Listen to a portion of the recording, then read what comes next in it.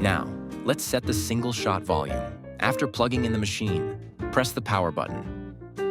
Wait until the machine finishes preheating and enter standby mode. Prepare a scale and a cup. Place the cup directly under the group head. Short press the single cup button to brew using the default factory set.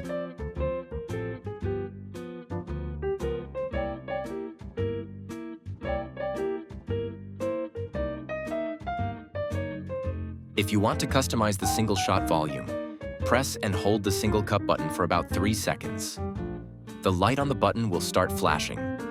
Release the button. Coffee will begin to flow. When the desired amount has been reached, press the single cup button again to stop the flow. The machine has now saved this custom volume. To reset the single shot volume to factory default, press the power and single cup buttons at the same time. Enjoy your espresso and savor every sip.